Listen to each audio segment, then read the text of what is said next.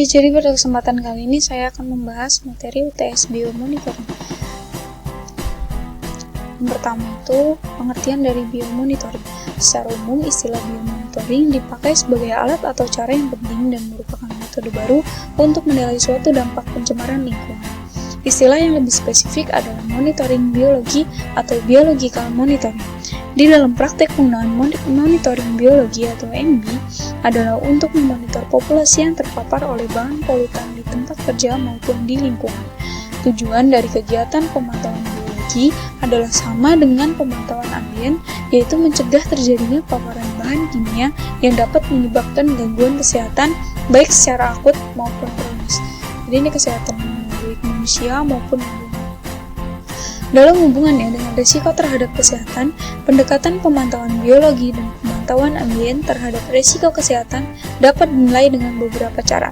Cara tersebut antara lain membandingkan hasil perhitungan parameter dengan nilai perkiraan maksimum yang diperkenankan yaitu threshold limit value atau TLV atau biological limit value atau BLV. Lalu selanjutnya adalah jenis-jenis dari biomonitoring. Yang pertama adalah bioassessment study dan yang kedua adalah toxicity bioassess. Yang pertama adalah bioassessment study. Bioassessment study mengkaji kehidupan suatu komunitas termasuk fungsi dan struktur komunitas. Menurut Kopp dan Frydenberg tahun 2018, bioassessment melibatkan sampling lapangan dari komunitas biologis untuk mengkarakterisasi struktur komunitas, yaitu keragaman dan toleransi terhadap polusi. Hal ini termasuk misalnya mengukur indikator kualitas air seperti oksigen larut, mengevaluasi kondisi habitat, dan menentukan kondisi komunitas secara akuatik. Untuk menentukan kesehatan biologis pada perairan, maka dapat membandingkan karakteristiknya dengan karakteristik komunitas di seluruh gradien gangguan manusia. Sistem ini kemudian dievaluasi untuk menentukan apakah itu telah terkena dampak negatif oleh aktivitas manusia atau tidak. Selanjutnya adalah toxicity bioassess. Toxicity bioassess adalah melakukan kegiatan pengujian di laboratorium dan menganalisis dampak polutan terhadap bentuk-bentuk kehidupan, tumbuhan, dan hewan.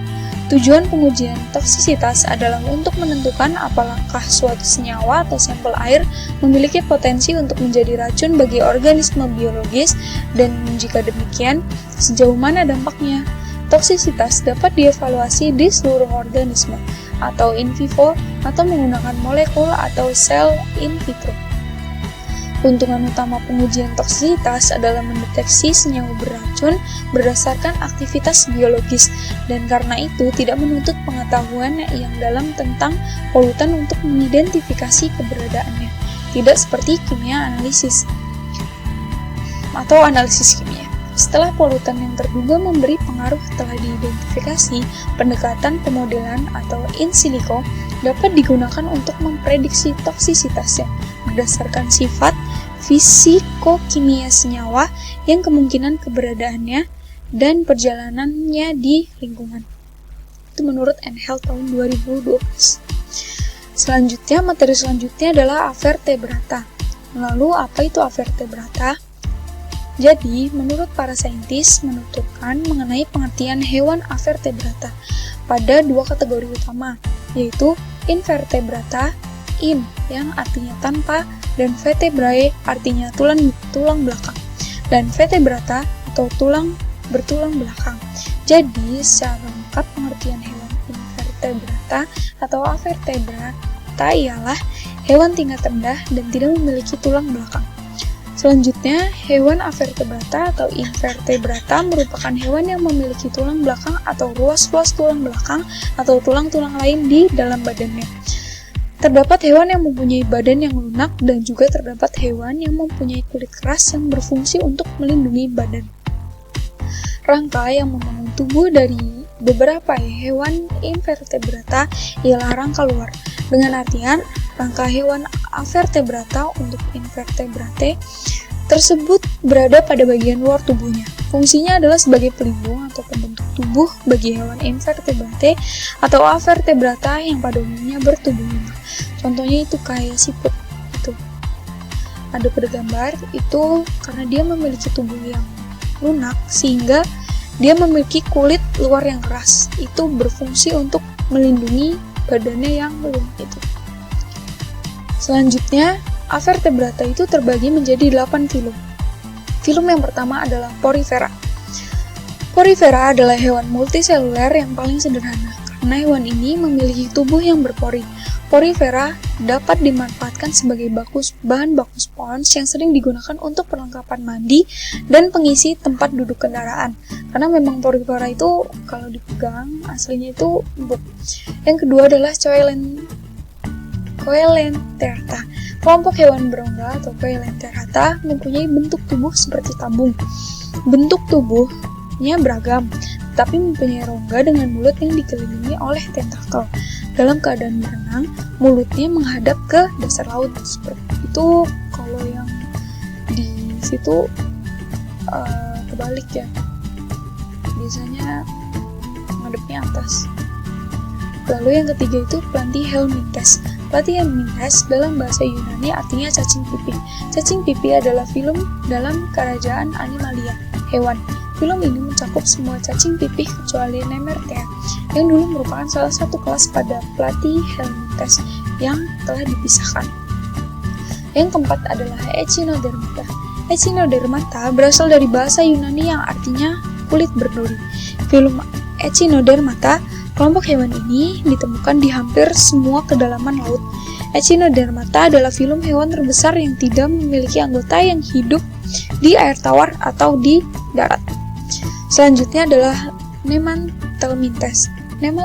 Nematelminthes berasal dari bahasa Latin. Nematos artinya benang dan Nelminthes artinya cacing.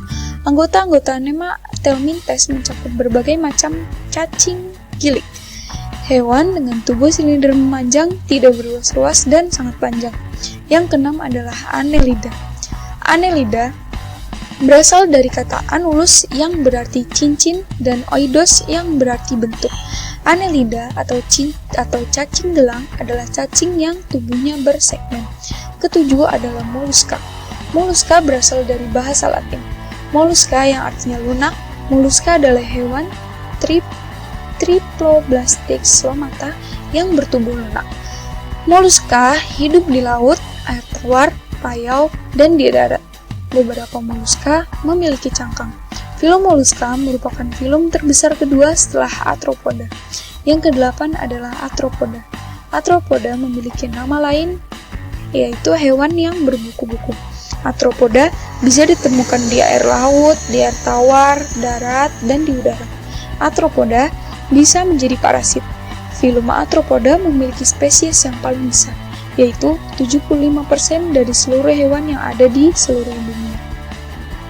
Lalu, komponen-komponen di ekosistem perairan berdasarkan cara hidupnya adalah bentos, perifiton, plankton, dan nekton.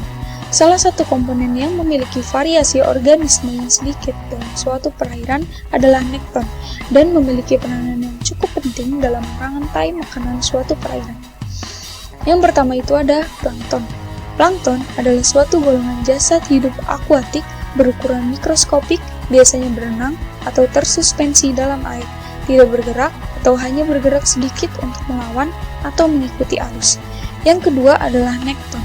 Nekton adalah organisme laut yang dapat bergerak atau berenang sendiri dalam air sehingga tidak bergantung pada arus laut yang kuat atau gerakan air yang disebabkan oleh angin. Sebagai contohnya adalah ikan, cumi-cumi, udang, kepiting, mamalia, dan reptil laut. Yang ketiga adalah bentos. Bentos merupakan hewan dan tumbuh-tumbuhan yang hidup di atas atau di bawah dasar laut atau pada wilayah yang disebut zona bentik atau bentic zone maupun dasar daerah tepian. Bentos berbeda dengan plankton yang hidup mengambang bebas di air. Yang keempat adalah perifiton. Perifiton dalam bahasa Inggris disebut peripton adalah kumpulan jasad renik, hewan maupun tumbuh-tumbuhan, kumpulan ganggang, cyanobacteria, dan mikroinvertebrata yang hidup menetap di sekitar epifiton dalam perairan tawar. Sebagian besar perifiton berupa amuba, cacing, rotaroria, dan udang renik. Jasad renik tersebut melekat pada permukaan yang terendam di dalam air. Materi selanjutnya adalah ekosistem air tawar. Jadi, pengertian ekosistem itu adalah suatu sistem yang terbentuk karena adanya hubungan timbal balik antara makhluk hidup dengan lingkungan hidup yang di antara keduanya tidak bisa untuk terpisahkan. Komponen dari ekosistem itu ada dua, yaitu komponen biotik dan komponen abiotik. Contoh dari komponen biotik itu organisme autotrof atau produsen, itu tumbuhan. Lalu organisme heterotrof yaitu konsumen, itu contohnya adalah manusia, hewan. Selanjutnya adalah pengurai atau decomposer. Decomposer itu contohnya bakteri. Selanjutnya adalah abiotik. Abiotik itu terdiri dari udara, air, cahaya matahari, tanah, suhu, garam mineral, kelembapan, derajat keasaman atau pH. Sekitar biotik ialah kawasan yang tersusun dari semua komponen organisme di muka bumi. Manusia, hewan, tumbuhan, dan mikroorganisme atau abiotik. Berikut itu dalam komposisi organisme ini. Organisme memberikan ciri-ciri kehidupan yang diklasifikasikan sebagai organisme. Selanjutnya adalah biomarker. Pengertian dari biomarker adalah tanda-tanda bahwa akan terjadi suatu konsep yang buruk atau rasa-rasa lah, kalau misal akan terjadi sesuatu yang buruk dari apa yang kita lakukan. Lalu pengkategorian dari biomarker. Respon biologis terhadap bahan kimia sebagai dasar biomonitoring. Pengkategoriannya adalah biomarker paparan untuk memprediksi dosis yang diterima individu. Biomarker efek, penyakit awal atau gejala awal. Contohnya adalah gangguan kesehatan. Biomarker kerentanan, penanda kemampuan untuk menanggapi tantangan paparan bahan kimia secara negatif. Jalur paparan utama dari biomarker adalah paru-paru, kulit, dan konsumsi. Setelah memasuki tubuh akan mengalami perubahan atau modifikasi dan penyakit fungsional. Bisa dikeluarkan atau disimpan dalam tubuh. Selanjutnya adalah contoh biomarker. Yang pertama adalah metallothionis atau MTS. Dipercaya para ilmuwan dapat mengakumulasi logam berat dengan MTS tersebut. Contohnya adalah asam amino, itu contoh logam beratnya. Yang kedua adalah malonedialdehyde atau MDA. Stres yang diakibatkan oleh gejala alam atau alami ini merupakan komponen penting dalam cedera awal. MDA digunakan untuk menilai efek merugikan dari berbagai polutan. Yang ketiga adalah glikogen, bahan bakar berbagai metabolisme dan fisiologis. Penurunan glikogen dapat dilihat pada kerang. Pada saat terpapar akan menghambat pertumbuhannya. Yang keempat adalah acetylcholinase trirete atau ACHE. Enzim yang penting untuk impuls syaraf telah digunakan untuk mendeteksi dan mengukur efek biologis di perairan laut. Selanjutnya, kriteria biomarker.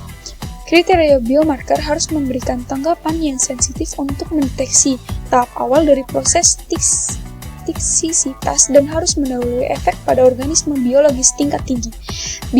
Biomarker harus spesifik untuk kontaminan untuk kelas kontaminan tertentu. Biomarker harus merespon dengan cara bersifat tergantung pada level konsentrasi yang dapat mengubah tingkat kontaminan lingkungan. Identifikasi variabilitas non-toksikologikal yang diidentifikasikan dalam variasi terkait dengan faktor-faktor biotik. Ya, sekian presentasi dari saya. Terima kasih, semoga bermanfaat. Wassalamualaikum warahmatullahi wabarakatuh.